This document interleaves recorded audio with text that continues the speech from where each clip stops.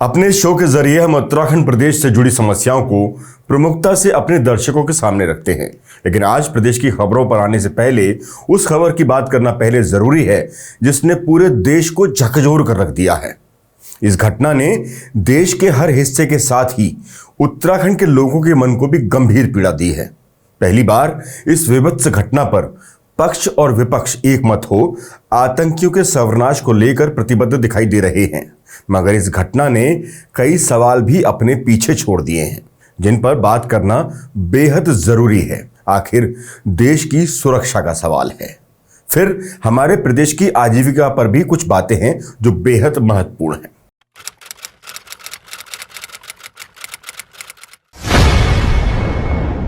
बीते दिनों जम्मू कश्मीर के पहलगांव की बायसरन घाटी में हुए पाक समर्थित आतंकी हमले ने पूरे देश को हिलाकर रख दिया। इस हमले में 28 बेगुनाह लोग मारे गए, जिनमें ज्यादातर पर्यटक थे।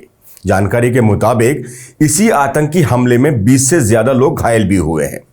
लश्कर-ए-तैयबा से जुड़े आतंकी संगठन द रेजिस्टेंस फ्रंट (TRF) ने इस नृशंस हमले की जिम्मेदारी ली है। इस त्रासदी ने न केवल कश्मीर की शांति और पर्यटन उद्योग को झकझोर कर रख दिया है, बल्कि राज्य सरकार, सुरक्षा तंत्र और सुरक्षा व्यवस्था की तैयारियों पर नजर रखने वाली अफसरशाही पर भी गंभीर सवाल खड़े कर दिए हैं। आइए इन सभी सवालों को तथ्यों, तर्कों और विभिन्न दृष्टिकोण के आधार पर समझने की कोशिश करते हैं। कश्मीर का पहलगांव, जिसे मिनी स्विट्जरलैंड के नाम से जाना जाता है, ये जगह सेना और पुलिस की सुरक्षा के बीच पर्यटकों के लिए एक सुरक्षित और लोकप्रिय गंतव्य रहा है। लेकिन इस हमले ने इस छवि को तार-तार कर दिया। आतंकियों ने पुलिस की वर्दी में बायसरन घाटी में प्रवेश किया और एक विभत्स वारदात को अंजाम दिया। यह हमला 2019 के पुलवामा हमले के बाद कश्मीर में सबसे बड़ा आतंकी हमला है और आर्टिकल 370 हटने के बाद सबसे गंभीर घटना भी है। हमले की टाइमिंग पर भी सवाल खड़े हो रहे हैं। ये तब हुआ जब प्रधानमंत्री नरेंद्र मोदी सऊदी अरब में थे, अमेरिकी राष्ट्रपति JD वैंस भारत के दौरे पर थे और पर्यटन सीजन शुरू हो चुका था, अपने चरम पर था। जानकारी के अनुसार आतंकियों ने पीर पंजाब रूट से 2 हफ्ते पहले घाटी में प्रवेश किया था और हमले से पहले इन्हीं आतंकियों की तरफ से इलाके की रेकी की गई थी। बस यहीं से सवाल उठने शुरू होते हैं। अभी तक मिल रही जानकारी के अनुसार हमले की साजिश पाकिस्तान अधिकृत कश्मीर में यानी POK में 5 फरवरी 2025 को हुए एक आतंकी सम्मेलन में रची गई, जिसमें लश्कर-ए-तैयबा, जैश-ए-मोहम्मद और हमास जैसे संगठनों के नेता शामिल थे। इतने बड़े स्तर पर रेकी और योजना के बावजूद भारतीय खुफिया एजेंसियां इसे भांपने में नाकाम रही। ये पहली और सबसे बड़ी नाकामी रही। माना जा रहा है कि आतंकियों ने पुंछ के रास्ते घाटी में प्रवेश किया, जो एक संवेदनशील सीमा क्षेत्र है। सवाल उठता है कि इतने सख्त सुरक्षा इंतजामों के बावजूद 6 आतंकी, जिनमें पाकिस्तानी आतंकी शामिल थे, AK-47 राइफलों के साथ घुसपैठ करने में कामयाब कैसे हुए, जबकि सरकार ने आर्टिकल 370 हटने के बाद कश्मीर में शांति और विकास के दावे किए थे और यह भी दावा किया था कि पहले नोटबंदी और उसके बाद धारा 370 हटने के बाद तमाम आतंकी गुटों की कमर टूट चुकी है। इसी दावे के बीच देश के हर हिस्से से पर्यटक कश्मीर की तरफ रुख करने लगे थे, जिनके कदम यकीनन इस घटना के बाद जरूर ठिठकने लगेंगे और साथ ही पर्यटकों की दूरी बनने से आम कारोबारी की कमर भी अब टूटने लगेगी, जो विकास की राह में एक स्पीड ब्रेकर की तरह देखी जाने लगी है। पर्यटकों पर यह हमला 25 साल पहले हुए कश्मीर के 36 सिंहपुरा नरसंहार की याद भी दिलाता है, जब आतंकियों ने 36 सिखों की नृशंस हत्या कर दी थी। इस घटना के बाद पहलगांव में हुई यह दूसरी बड़ी घटना है, जब आतंकियों ने आम पर्यटकों को असमय मौत के घाट उतार दिया। यह कायराना हमला निश्चित रूप से सुरक्षा व्यवस्था में कुछ कमियों को उजागर करता है, जिस पर अब समय है कि गंभीरता से सोचने, समझने और कड़े एक्शन की जरूरत है, क्योंकि सवाल यहां अब आम नागरिकों और आम पर्यटकों का है, जिस पर स्थानीय लोगों की रोजी रोटी निर्भर है। खुफिया जानकारी की कमी, घुसपैठ को रोकने में नाकामी और पर्यटन स्थलों पर अपर्याप्त सुरक्षा जैसे गंभीर सवाल अब बड़े हो चले हैं। खासकर POK में हुए आतंकी सम्मेलन की जानकारी होने के बावजूद हमले को रोकने में विफलता, साथ ही आतंकियों का पुलिस वर्दी में घूमना और रेकी करना यह दर्शाता है कि स्थानीय स्तर पर निगरानी कमजोर थी। हालांकि ये कहना कि ये पूरी तरह से सरकार की नाकामी है एक पक्षीय दृष्टिकोण हो सकता है। आतंकवाद एक जटिल और वैश्विक समस्या है और इस हमले में पाकिस्तान समर्थित संगठनों की भूमिका स्पष्ट है। पाकिस्तानी सेना प्रमुख जनरल असीम मुनीर के भड़काऊ बयान और पीओके में आतंकी सम्मेलन जैसे तथ्य इस ओर इशारा करते हैं कि यह हमला कश्मीर की शांति को अस्थिर करने की सुनियोजित साजिश थी। हमले के बाद पूरे कश्मीर में गुस्सा और शोक का माहौल है। बीते 35 साल में पहली बार कश्मीर पूरी तरह बंद रहा और लोग सड़कों पर प्रदर्शन करते रहे, पाकिस्तानी झंडे और टायर जलाते देखे गए, जो आमतौर पर कश्मीर में होता दिखाई दिया नहीं। पहलगांव हमले ने एक बात तो साफ कर दी कि यह घटना सिर्फ आम पर्यटकों, स्थानीय व्यापारी, निवासी के लिए ही नहीं बल्कि सरकार के लिए भी एक बड़ी चेतावनी है कि खुफिया तंत्र, सीमा सुरक्षा और पर्यटन स्थलों की निगरानी को और मजबूत करने की जरूरत है। लेकिन इसे केवल सरकार की नाकामी का सबूत कहना अतिशयोक्ति होगी, क्योंकि आतंकी हमले जटिल सुरक्षा चुनौती हैं जिनके पीछे कई कारक होते हैं, जैसे सीमा पार से आतंकवाद का समर्थन, स्थानीय परिस्थितियां और वैश्विक आतंकी नेटवर्क। सरकार की नीतियां और सुरक्षा व्यवस्था में कमियां हो सकती हैं, लेकिन इस तरह की घटनाओं को पूरी तरह से एक पक्ष की विफलता के रूप में देखना भी सही नहीं है। इस हमले के बाद भी भारत सरकार ने त्वरित प्रतिक्रिया दी है, जिसमें सर्च ऑपरेशन, सुरक्षा समीक्षा बैठकें और पाकिस्तान के खिलाफ कड़े कदम जैसे सिंधु जल संधि को स्थगित करना और अटारी बॉर्डर बंद करना शामिल है। इसके अलावा स्थानीय जम्मू कश्मीर सरकार ने भी पीड़ितों के लिए मुआवजा की घोषणा की है। वैसे इससे पहले भी सरकार ने कई ऐसे एक्शन लिए हैं जो आतंकवादियों की कमर तोड़ने में कारगर साबित हुए हैं। कई बार तो आतंकी हमला होने से पहले ही उन पर एक्शन हुआ है। आतंकवाद एक बहुआयामी चुनौती है जिसमें बाहरी ताकतों की बड़ी भूमिका है। सिर्फ ये कहना कि सरकार की नाकामी से ये घटना हुई, ये भी सही नहीं होगा। हाँ, चूक जरूर कुछ मामलों में सरकार से हो चुकी है, लेकिन भारत ने भी कूटनीतिक तरीके से पाकिस्तान को जवाब देना शुरू कर दिया है। इनमें सबसे प्रमुख है सिंधु जल समझौता रद्द करना। मगर इसके क्या मायने हैं, इस पर बारीकी से समझना उत्तराखंड ही नहीं बल्कि सभी देशवासियों के लिए जरूरी है। यहां यह भी जानना जरूरी हो जाता है कि आखिर सिंधु जल समझौता रद्द होने से पाकिस्तान पर असर क्या पड़ेगा, प्रभाव क्या पड़ेगा। भारत द्वारा पाकिस्तान के साथ सिंधु जल समझौता रद्द करने या निलंबित करने के कई दूरगामी परिणाम हो सकते हैं। यह समझौता 1960 में विश्व बैंक की मध्यस्थता से हुआ था, जिसके तहत सिंधु नदी प्रणाली की 6 नदियों सिंधु, झेलम, चिनाब जो पश्चिमी नदियां हैं और रावी, ब्यास, सतलुज जो पूर्वी नदियां हैं, उनके पानी का बंटवारा किया गया था। पाकिस्तान को पश्चिमी नदियों का 80% पानी मिलता है, जबकि भारत को पूर्वी नदियों का नियंत्रण और पश्चिमी नदियों पर सीमित उपयोग का अधिकार है। अब यह समझौता रद्द होने से पाकिस्तान पर इसका प्रभाव बहुत घातक साबित हो सकता है। पाकिस्तान की लगभग 80% कृषि भूमि और 21 करोड़ से अधिक आबादी सिंधु और उसकी सहायक नदियों पर निर्भर है। यदि भारत पानी को प्रभाव को रोकता है तो पाकिस्तान में पीने के पानी और स्वच्छता के लिए गंभीर संकट उत्पन्न हो सकता है। पाकिस्तान की 16 मिलियन हेक्टेयर कृषि भूमि सिंधु नदी प्रणाली पर निर्भर है, जो 90% सिंचाई के लिए इसका उपयोग करती है।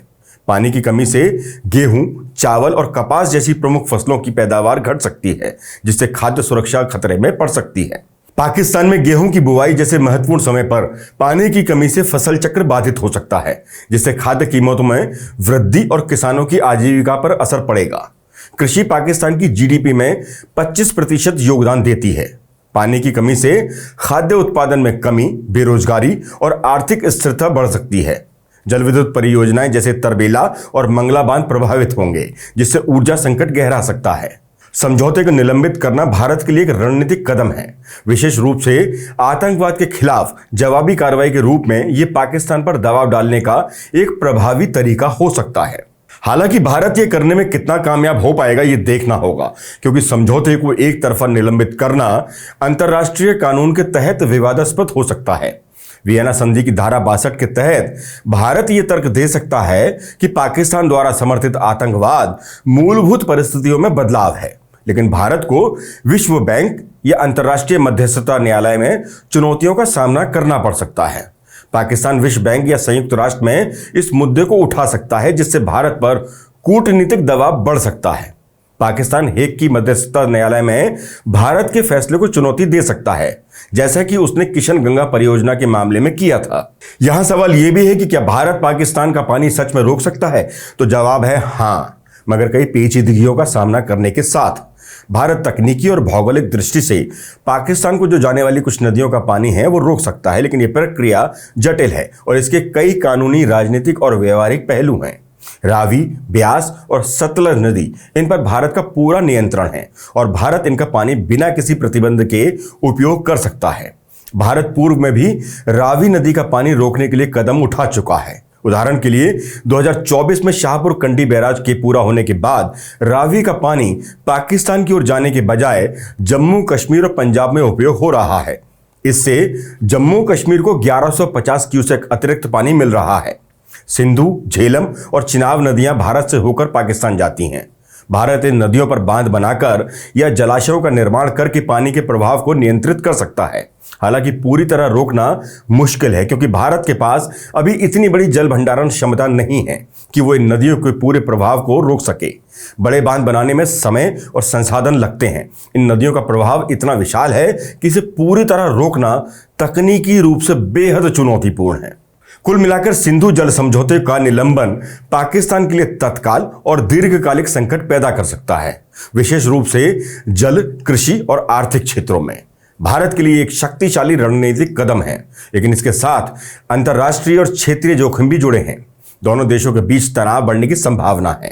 सरकार को अपना काम करना है, लेकिन इस त्रासदी में जान गंवाने वाले 28 लोगों की याद में और कश्मीर की शांति के लिए राजनीतिक दलों को राजनीतिक मतभेदों से ऊपर उठकर एकजुटता दिखानी होगी। आतंकियों को करारा जवाब देना और कश्मीर को फिर से स्वर्ग बनाना सिर्फ सरकार ही नहीं, बल्कि सभी राजनीतिक पार्टियों के साथ साथ हम सभी की भी साझा जिम्मेदारी है। हालांकि इस बीच कुछ ऐसा भी देखा गया जो शर्मनाक भी कहा जा सकता है।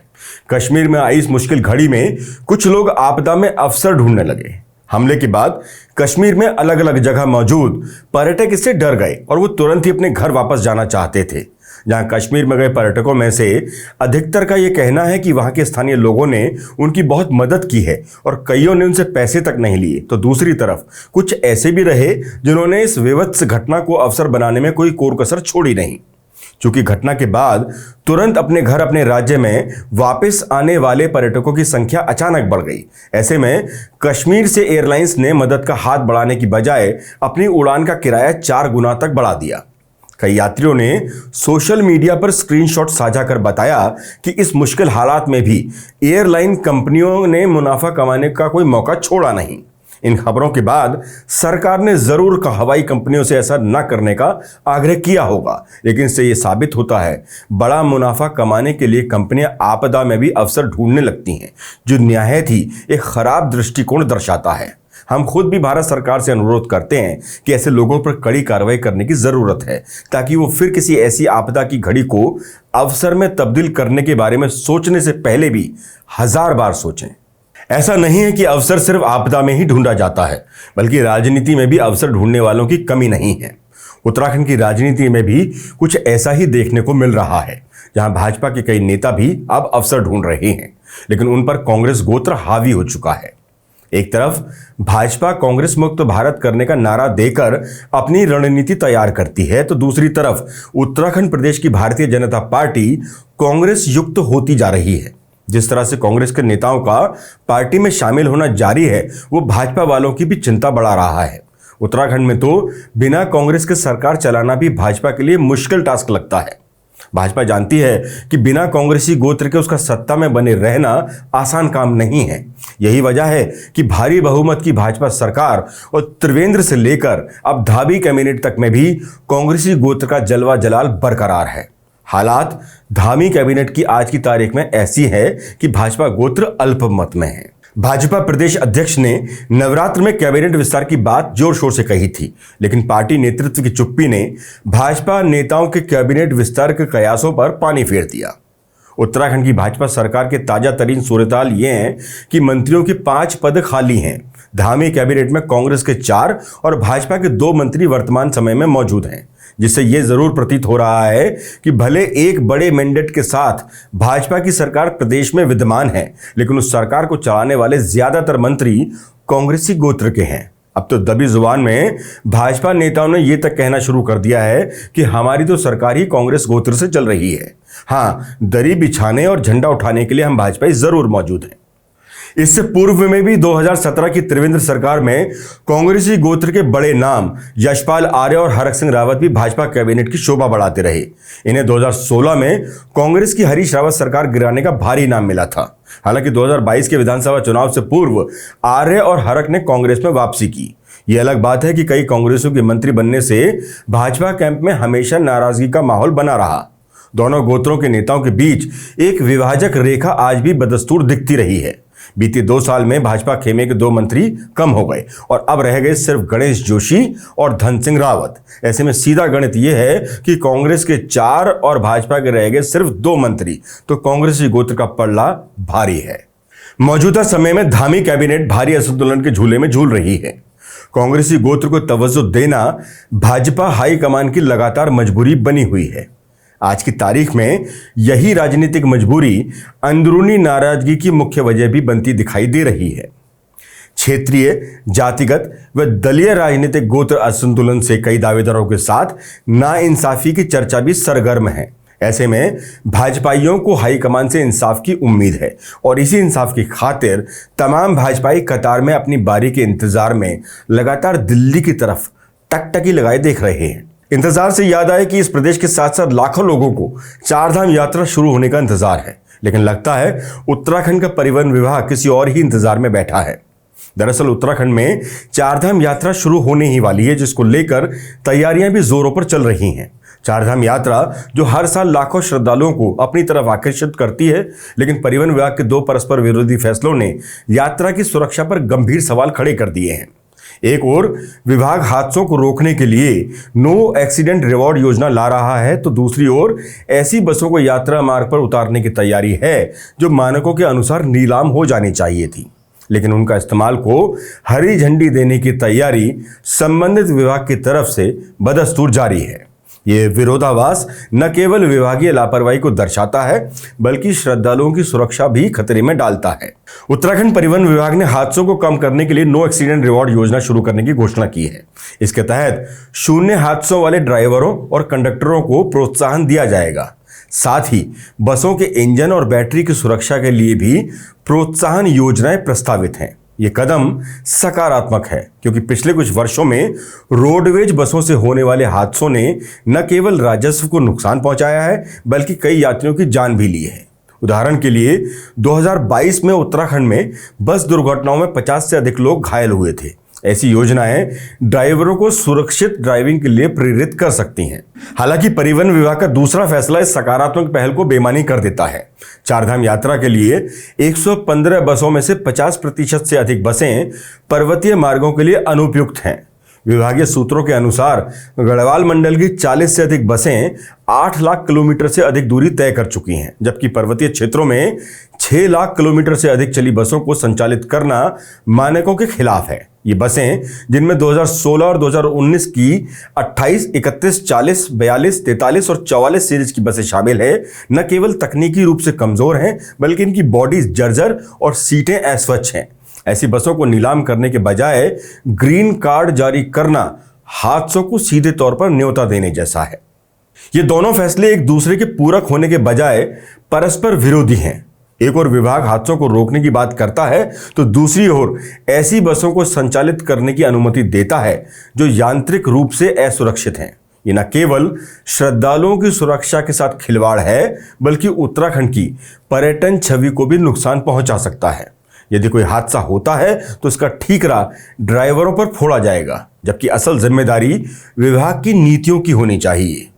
हमारी मुख्यमंत्री पुष्कर सिंह धामी से यह अपील है कि इस मामले पर जरा गौर फरमाएं और अपने ही विभाग के अधिकारियों को उनके फैसले को दुरुस्त करने के निर्देश जारी कर एक सुरक्षित यात्रा को इंश्योर करें। अब विभागों की कार्यशैली अगर आपको देखनी है तो आपको कोटद्वार की तरफ नजर घुमानी होगी।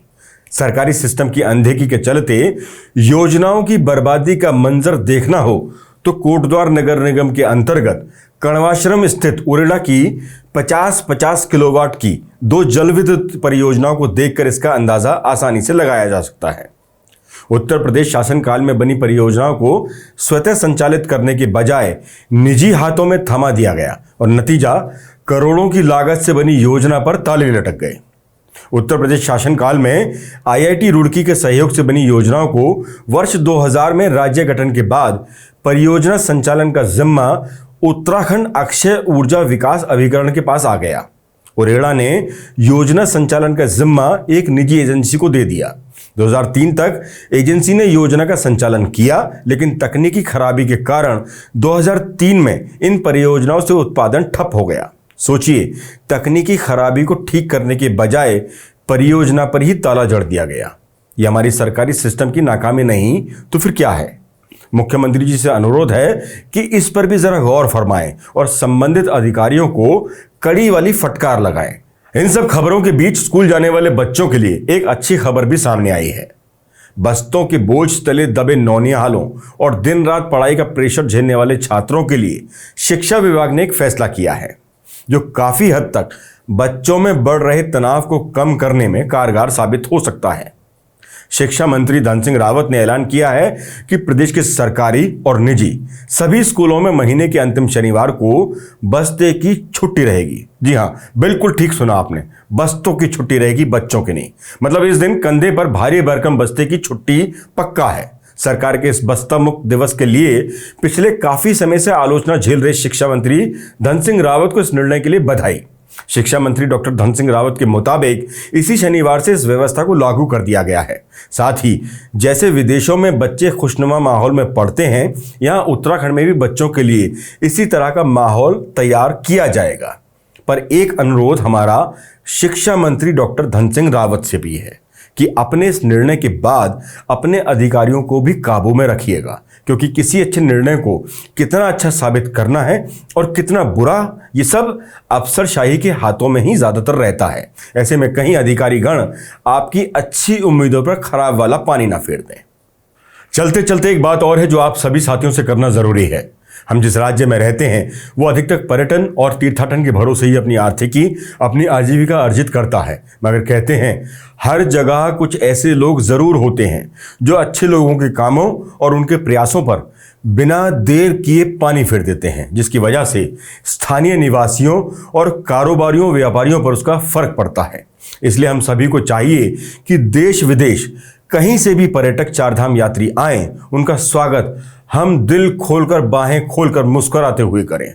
उनके साथ अभद्रता ना हो, इसके लिए सरकार के साथ हम सब भी प्रयास करें, ताकि इस साल भी पर्यटन और तीर्थाटन के नए आयाम को हम छू सकें और अर्जित कर सकें। हमारे अपने प्रदेश के नागरिक वो धन जिससे उनके पूरे वर्ष की आजीविका चलती है। आज के लिए बस इतना ही। जय हिंद, जय उत्तराखंड।